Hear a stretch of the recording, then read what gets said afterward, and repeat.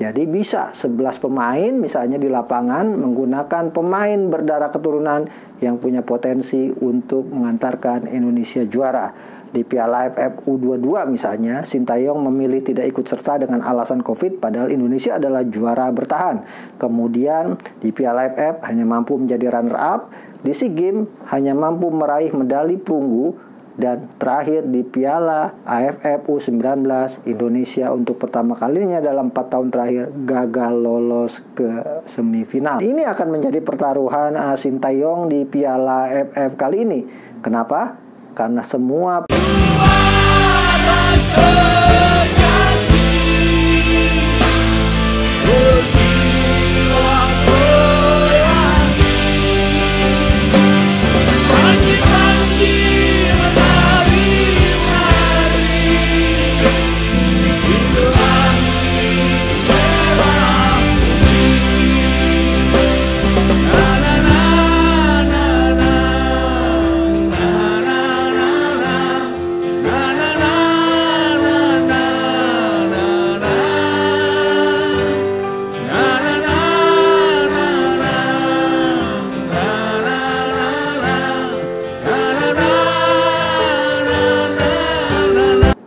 Bravo Cocomeo Channel, spesialis nyaris juara. Begitulah faktanya tim nasional Indonesia di hajatan Piala AFF yang digelar sejak tahun 1996. Kali ini adalah merupakan event ke-14 yang akan digelar pada 20 Desember 2022 sampai 16 Januari 2023. Namanya pun berubah, bukan lagi Suzuki Cup, tapi AFF Mitsubishi Electric Cup yang akan menjadi penentu masa depan tim nasional kita di tangan Sintayong. Kenapa? Karena Piala AFF pada dasarnya adalah pondasi awal prestasi timnas yang harus diraih di level region yang paling kecil oleh Indonesia. Setelah itu baru kita berpikir yang level lebih besar, Piala Asia misalnya. Nah, kesempatan untuk menjadi juara Piala AFF ada di hajatan ke-14. Undian sudah dilakukan hari Selasa 30 Agustus 2022 di Thailand, di mana Indonesia berada di grup A bersama juara bertahan Thailand, Filipina, Kamboja, dan pemenang antara Timor Leste dan Brunei Darussalam yang akan mainkan babak kualifikasi. Sementara di grup B ada Vietnam, Malaysia, Singapura, Myanmar, dan Laos. Menarik, Indonesia adalah runner-up Piala AFF 2022 ketika kalah dari Thailand dengan agregat 6-2. Karena di leg pertama kalah 4-0, kemudian di leg kedua imbang 2-2. Tapi di undian kali ini Indonesia justru berada di pot ketiga. Bukan pot pertama, bukan juga pot kedua. Pot pertama diisi oleh Thailand yang merupakan juara terbanyak Piala AFF sebanyak 6 kali juara. Kemudian juga Vietnam justru yang gagal di semifinal berada di pot 1. Sementara pot 2 diisi oleh Filipina dan juga Malaysia. Indonesia berada di pot 3 bersama Singapura yang notabene adalah negara terbanyak kedua yang mampu meraih juara Piala AFF sebanyak 4 kali. Dan Indonesia spesialis runner up. Dari total 13 penampilan di Piala AFF, Indonesia setidaknya 9 kali mampu masuk ke 4 besar.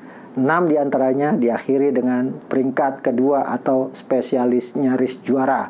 2000, 2002, 2004, 2010, 2016, dan 2022. 2 kali Indonesia meraih peringkat ketiga pada 1998 yang diwarnai dengan sepak bola gajah, dan 2008. Berada di peringkat keempat diraih sebanyak 1 kali pada episode pertama Piala AFF 1996. Artinya kalau bicara pengalaman, harusnya ini kesempatan buat Indonesia untuk menjadi juara pertama kalinya. Karena sejauh ini hanya ada 4 negara yang mampu meraih juara Piala AFF dalam rentang 13 episode terakhir. Thailand terbanyak dengan 6 kali, Singapura terbanyak kedua dengan 4 kali, Vietnam 2 kali, dan Malaysia 1 kali. Nah, Indonesia diharapkan bisa memutus mata rantai buruk ketika sulit menjadi juara Piala AFF. Dan ini akan menjadi pertaruhan Sintayong di Piala AFF kali ini. Kenapa? Karena semua permintaan Sintayong praktis sudah dipenuhi oleh PSSI, utamanya terkait dengan pemain. Tapi faktanya sejauh ini di tangan Sintayong belum mampu memberikan gelar atau trofi untuk tim nasional Indonesia. Di Piala AFF U22 misalnya, Sintayong memilih tidak ikut serta dengan alasan Covid, padahal Indonesia adalah juara bertahan. Kemudian di Piala AFF hanya mampu menjadi runner-up, di SEA Games hanya mampu meraih medali perunggu, dan terakhir di Piala AFF U19, Indonesia untuk pertama kalinya dalam 4 tahun terakhir gagal lolos ke semifinal. Nah, ini menjadi kesempatan emas buat Sintayong di akhir 2022 untuk membuktikan tangan dinginnya bisa mengantarkan Indonesia juara untuk pertama kalinya. Kita doakan semoga sukses. Kenapa? Karena Sintayong keinginannya sudah terpenuhi, bahkan bisa memainkan semua pemain-pemain yang diinginkan oleh Sintayong. Di antaranya kabarnya naturalisasi Jordi Amat dan Sandy Walsh juga sudah akan segera rampung. Kemudian ada juga Elkan Balgot. Bahkan Sintayong bisa memanggil pemain-pemain yang pernah dicobanya, pemain keturunan seperti Jim Kruk, kemudian Mark Christopher, Kaibo Hamian, Noah Klana, kemudian juga Luah Jeremy Kelana Mahesa, ada juga Jack Brown. Bahkan di Indonesia saat ini juga ada pemain keturunan seperti Ronaldo Kuate dan Atala Bala. Artinya banyak pemain keturunan yang bisa digunakan oleh Sintayong yang diharapkan bisa mewujudkan Indonesia mampu menjadi juara untuk pertama kalinya. Ada juga Mark Klok. Jadi bisa 11 pemain misalnya di lapangan menggunakan pemain berdarah keturunan yang punya potensi untuk mengantarkan Indonesia juara. Ada juga misalnya Ezra Walian yang juga bisa dimaksimalkan. Artinya Sintayong punya peluru-peluru yang cukup banyak untuk mengantarkan Indonesia juara. Mampukah? Ini yang menjadi pertanyaan besar publik sepak bola Indonesia. Kenapa? Karena selama ini di level AFF, Indonesia selalu berada di bayang-bayang 4 negara. Thailand, Vietnam, Malaysia, dan juga Singapura. Kutukan berada di bayang-bayang 4 negara ini harusnya bisa segera diatasi lewat sentuhan Sintayong tentunya. Kalau gagal, nama besar Sintayong pastinya akan dipertaruhkan. Plus tentunya gonjang-ganjing prestasi yang diberikan oleh Sintayong akan semakin kencang berbunyi karena memang Piala AFF adalah momentum buat Sintayong membuktikan kualitasnya sebagai pelatih tim nasional dan tentunya juga menguji para pemain tim nasional kita untuk bisa mewujudkan mimpi juara di Piala AFF tentunya.